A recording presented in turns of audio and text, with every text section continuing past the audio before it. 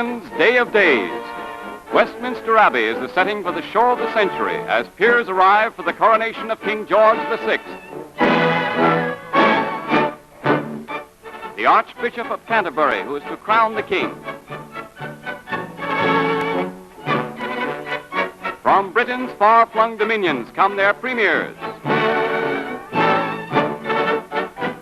Members of the royal family come to play their roles in this glittering pageant, and the great crowd surging around the Abbey hail them with fervor. The carriage of state bring the Princess Royal and the Duchesses of Gloucester and of Kent.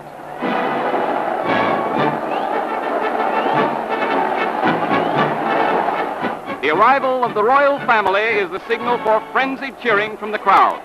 The Queen Mother, who is their queen for so many years, is the idol of the British public, while the little princesses have captured every heart. Today is their big day of days, too, and they're enjoying every minute of it in round-eyed, childish wonderment.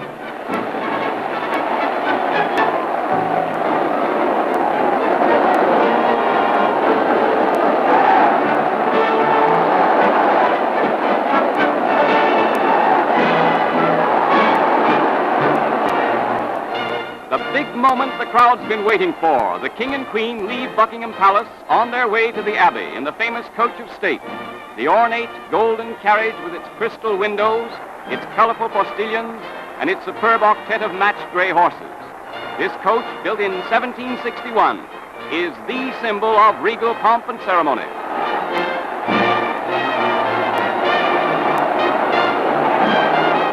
The route of their majesties and their striking military escort, kings fighting men from all over the world, is along the Mall to Trafalgar Square and through Whitehall to the Abbey. And it's one prolonged roar for the entire 2 miles, the roar of the British lion. Hundreds of thousands of throats in a roar of welcome and of allegiance. For hour after hour, the crowds have waited to see this great pageant of empire, many of them for 15 or 18 hours. And now, their reward, the king and his beautiful queen on their way to the coronation. The roar rises to a deafening din of cheers and exultant shouts of "Long live the king!" as the stagecoach nears the Abbey.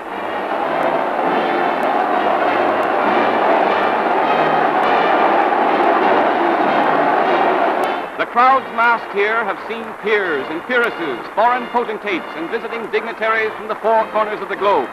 But this is the supreme thrill.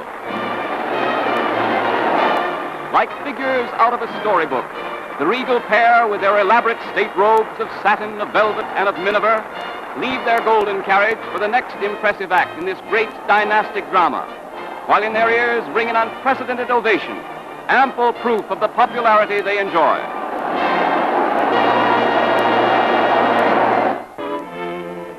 And now, inside the Abbey comes the crowning of George VI.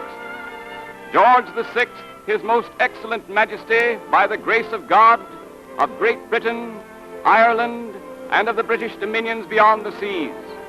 King, Defender of the Faith, Emperor of India. 8,000 have crowded this old Abbey to witness the ceremony that is as old as England's kings.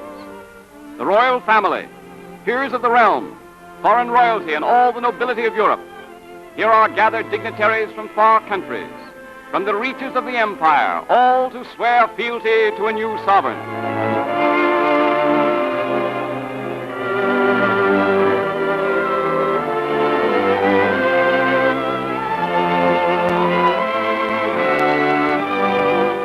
Breathtaking is the word for the ceremonies. $80 million worth of jewels are on display here. The crown jewels alone are valued at $30 million. A fitting background to a ceremony of pomp and circumstances that is unparalleled by any other people's. Pageantry that is England's own, unchanged through the centuries.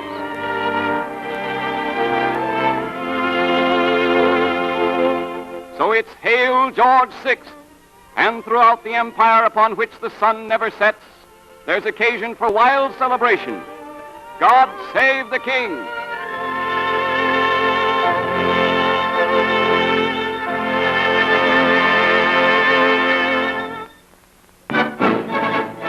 The triumphant procession back to Buckingham Palace is the most spectacular military display on record.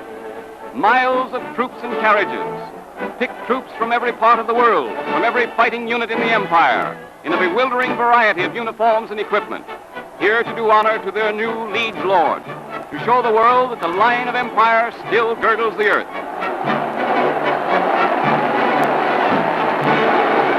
Premier Mackenzie King of Canada with his striking escort of royal mounties.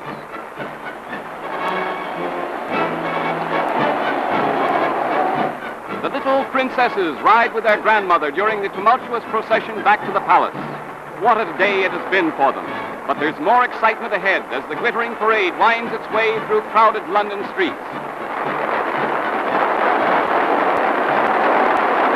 And now the man on the street is to get his first chance to hail the new sovereigns as king and queen in all their regal array of jewels and gold, of ermine and royal purple, as they leave Westminster for their spectacular journey to Buckingham, a journey of state. And so that 1 million or more of their loyal subjects, jammed by the hundreds of thousands along the 4-mile route, may see them in their splendor, the coach is specially lighted so they can plainly see their majesties. And what a cheer of loyalty they get.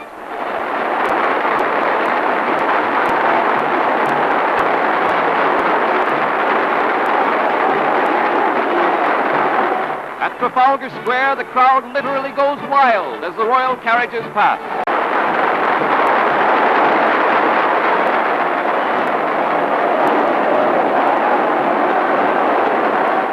One of the most interesting groups in the parade, of course, is the famous Yeomen of the Guard, the beefeaters of song and story.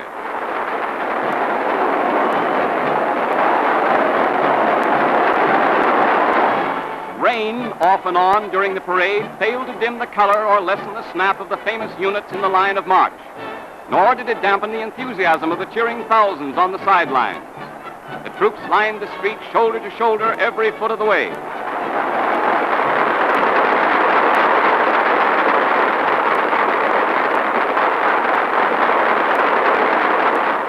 Nations of all the world are represented in the procession, in carriages, cars, or on horseback, a tribute of courtesy to the newly crowned monarch of 1/4 of the globe.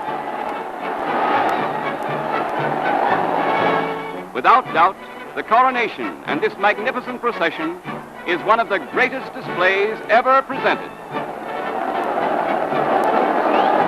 The show nears its end as the famous Golden Coach, with its escort of male lifeguards and others, enters Hyde Park.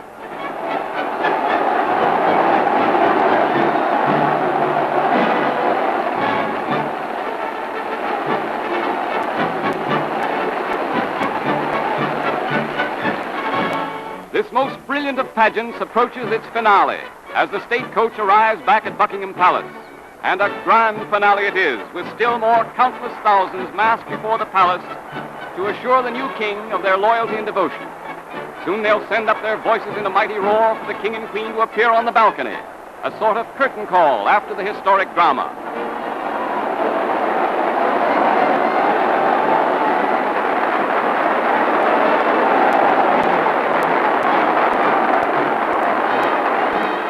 Called unexpectedly to the throne by a sudden twist of fate, George VI becomes the 40th British sovereign at the age of 41. With his happy family around him, he is today's man of destiny and arbiter of the destiny of 500 million people. Long may he reign.